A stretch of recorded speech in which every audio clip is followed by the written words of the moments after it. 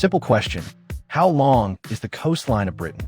You would think you could just look it up, but there is no answer.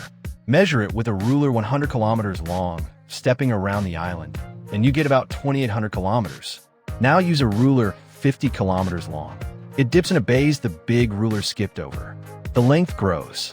Use a 10-kilometer ruler, and it grows again. Smaller ruler, longer coast. And it never stops. The coastline of Britain does not have a length. This is the coastline paradox. The first person to take this seriously was Fry Richardson, an English scientist studying what causes wars. He suspected that the longer the border two countries share, the more likely they are to fight. So he went looking for border lengths, and he found chaos. Spain said its border with Portugal was 987 kilometers. Portugal said the same border was 1,214, a 20% disagreement about a single shared line. The reason was simple. Portugal is the smaller country, so it drew the border on finer maps, capturing more of its wiggles. The length you measure depends on the size of your ruler. There is no true value underneath. Richardson made it precise.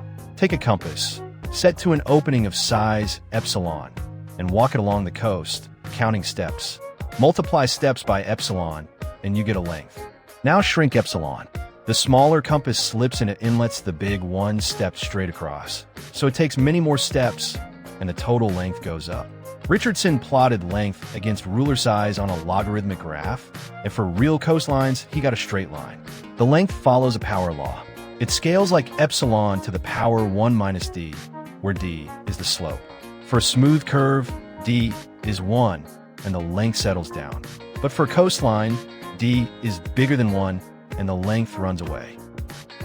For decades, that number d was just a curiosity. Then, in 1967, Benoit Mandelbrot published a paper with a strange title.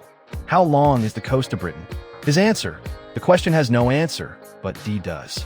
And d, he realized, is a dimension. Not 1, the dimension of a line. Not 2, the dimension of a plane. Something in between, a fractional dimension. He later coined a word for shapes like this: fractal, from the Latin for broken. The cleanest example is the Coke snowflake. Start with a triangle, and on every edge, push out a smaller triangle forever. Its perimeter grows by 4/3 at every step, so it becomes infinite. Yet it encloses a finite area. Infinite border, finite inside. Its dimension is log 4 over log 3, about 1.26. And that dimension is really a measure of roughness. Line them up. A perfectly smooth coast has dimension 1. The coast of South Africa, very smooth, is about 1.02. Australia, 1.13. The rugged west coast of Britain, 1.25, almost exactly the Coke snowflake. And the coast of Norway, shredded into fjords, reaches 1.52, halfway to filling a plane. One number captures how violently a coastline wrinkles. The closer to 2, the more space it tries to fill. Now the honest part. A real coastline is not infinitely fractal. Zoom in far enough, and the wiggling stops at a boulder, a pebble, a grain of sand.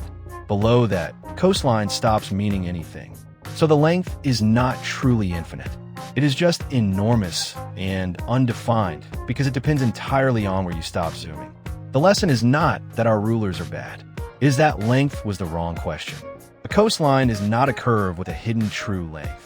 It is a fractal, and its honest description is not a length at all. It is a dimension. Mandelbrot put it best. Clouds are not spheres.